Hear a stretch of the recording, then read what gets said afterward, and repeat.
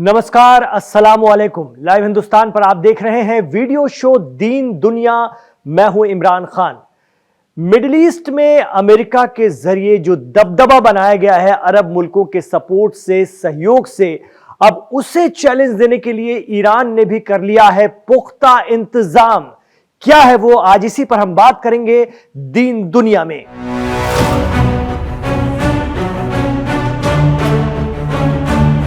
America ने इस्राएल को बचाने के लिए ईरान के न्यूक्लियर ठिकानों पर हमला किया था, वो भी तब जब ईरान अमेरिका न्यूक्लियर बातचीत चल रही थी। B-2 स्टील्थ बॉम्बर से हुआ था अटैक। हालांकि ईरान ने अपने एनरिच यूरेनियम को बचाने का उस वक्त दावा किया, लेकिन इस हमले ने ईरान को बहुत कुछ सिखा दिया। वो ये कि इस्राएल से तो वो आराम से निपट लेता है और इस्राएल की ताकत है अमेरिका। अगर अमेरिका का बैकअप ना हो तो इस्राएल कुछ नहीं है, कुछ भी नहीं। एक बेहद छोटा सा मुल्क जो ईरान की शाहिद और खुर्रम जैसी मिसाइलों की पूरी जद में है। इस्राएल का कोना कोना ईरान की पहुंच में है। Aim right, achieve big. At KR Mangalam University, we provide you the platform to turn your dreams into reality. At KR Mangalam University.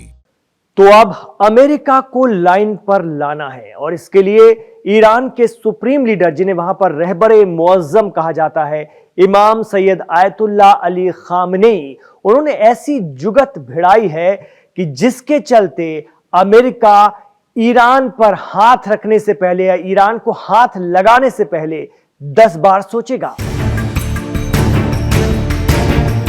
Iran ने अमेरिका से निपटने का एक और पुख्ता इंतजाम कर लिया है। सूत्रों के हवाले से खबर है कि ईरान ने अपने ताकतवर दोस्तों और अमेरिका के लिए हमेशा एग्रेसिव रहने वाले रूस और चीन को एयरबेस बनाने के लिए अपनी जमीन देने का फैसला किया है। आखिर कोई मुल्क किसी को अपनी जमीन क्यों देता है? तो जरा याद कीजिए, सऊदी अरब, कतर, बहरीन, कुवैत, मुत्तहिदा अरब अमीरात यानी UAE, इराक और जॉर्डन, यहां कौन आकर बैठा हुआ है? इन देशों की जमीन से पूरे मिडिल ईस्ट पर दादागिरी कौन कर रहा है? तो इस सवाल का जवाब आप भी अच्छी तरह से जानते हैं कि इन अरब मुल्कों ने बाकायदा अपनी जमीन, अपने रिसोर्सेस और तेल अमेरिका को दिया हुआ है, क्योंकि वो यहां पर आकर बैठकर उनकी हिफाजत करे, उन्हें सेफ रखे। बदले में ये देश अपना तेल का कारोबार सिर्फ डॉलर में करते हैं और इसे ही पेट्रो डॉलर इकोनॉमी कहा जाता है, जिसका समझौता कई साल पहले हुआ था।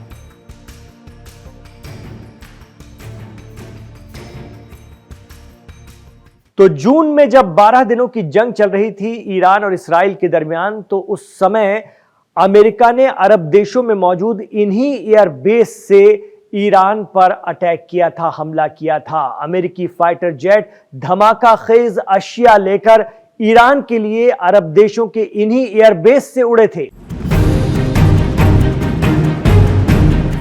तो अब ईरान भी वही करने जा रहा है। जी हां, रूस और चीन ईरान में अपने एयरबेस बनाने जा रहे हैं। इसे मिडिल ईस्ट में मौजूद अमेरिकी एयरबेस की काट माना जा रहा है। सूत्र बताते हैं कि ईरान ने बंदर अब्बास शहर के पास रूस और चीन को एयरबेस देने का फैसला किया है और इस पर काम भी शुरू हो गया है। बंदर अब्बास ईरान का एक अहम पोर्ट है, जिसके पास रूस और चीन जैसे ताकतवर मुल्कों के एयरबेस बनना मिडिल ईस्ट में नए पावर गेम का आगाज माना जा रहा है। यह वही बंदर अब्बास है जहां 21 जून 2025 की रात इस्राएल ने भी हमला करने का दावा किया था। ईरान के सबसे बड़े बंदरगाह बंदर अब्बास पर हमला हुआ था इस्राएल के जरिए। इसी बंदरगाह में ईरान की नेवी का हेडक्वार्टर भी है। इस हमले में शाहिद रजाई पोर्ट, बंदर लंगे पोर्ट और शाहिद बहुनार पियर जैसे इलाकों में धमाके हुए थे। इस्राएल का यहां पर हमला करने का मकसद सैन्य ठिकानों को तबाह करना था। तो बंदर अब्बास शहर के पास अब रूस और चीन को एयरबेस बनाने के लिए जमीन देकर ईरान ने वो चाल चली है कि आने वाले वक्त में अमेरिका और इस्राइल की आक्रामकता से उसकी हिफाजत भी होती रहेगी, साथ ही रूस और चीन यहां से ईरान में कारोबार के नजरिए से अहम पोर्ट सिटी को महफूज भी रख सकेंगे। खबर तो यह भी है कि ईरान की इस बंदरगाह के पास आगे चलकर अपनी नई राजधानी बनाने की भी योजना है, जो तेहरान से शिफ्ट होकर इसी इलाके में लाई जानी है।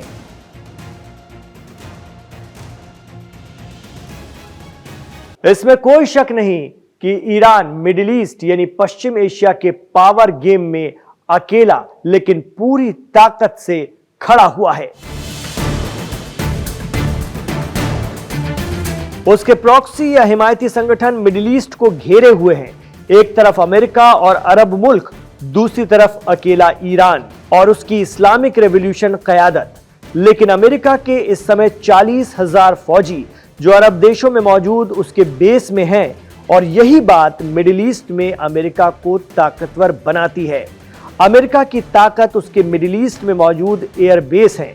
इसी ताकत को काउंटर करने के लिए अब ईरान ने रूस और चीन को अपनी जमीन पर बेस देने का फैसला किया है, जिससे आगे के लिए अमेरिकी दादागिरी को चैलेंज किया जा सके।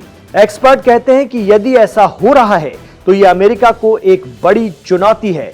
रूस और चीन का इस खित्ते में साजो सामान और फौजियों के साथ मौजूद रहना ईरान को बड़ी ताकत देगा।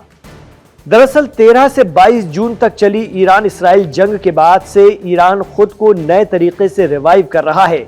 इस लड़ाई में उसने गजब बहादुरी दिखाई, लेकिन नुकसान भी उठाया है। यही वजह है कि हालात से सीखते हुए उसने भी अमेरिका और उसके समर्थक अरब देशों से निपटने की नई रणनीति पर काम करना शुरू कर दिया है। बंदर अब्बास के पास रूस और चीन को बेस देना उसी की बानगी है। इस बीच तो खबर यह भी रही कि रूस का एक भारी भरकम कार्गो विमान, कार्गो प्लेन ईरान की राजधानी तेहरान में फिर उतरा है। ल्यूशन 276 प्लेन, जो बड़े हथियारों और हसास फौजी इक्विपमेंट के ट्रांसपोर्ट में इस्तेमाल होता है। रिपोर्ट्स के मुताबिक यह 5वां मौका है जब रूस का यह तैयारा ईरान में लैंड कर चुका है। 6 अगस्त को सामने आई इस लैंडिंग ने कई सवाल खड़े किए हैं। क्या रूस ईरान को गुपचुप हथियार या फिर न्यूक्लियर टेक्नोलॉजी सप्लाई कर रहा है? पहले भी 11 जुलाई को ऐसी ही एक फ्लाइट की रिपोर्ट आई थी, जब एक और रूसी एयरलिफ्टर तेहरान पहुंचा था। उस वक्त भी हथियारों की डिलीवरी की अटकलें तेज हो गई थीं। तो ईरान, रूस और चीन की ये नई स्ट्रेटेजिक पार्टनरशिप पश्चिमी देशों, अरब मुल्कों, अमेरिका और इस्राइल के लिए एक बड़ी चुनौती बनने जा रही है।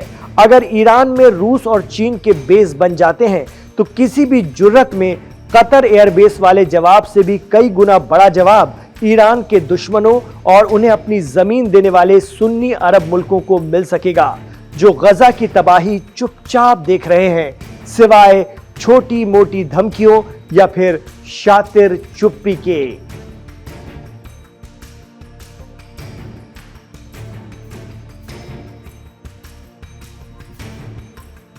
तो ये था आज का दीन दुनिया।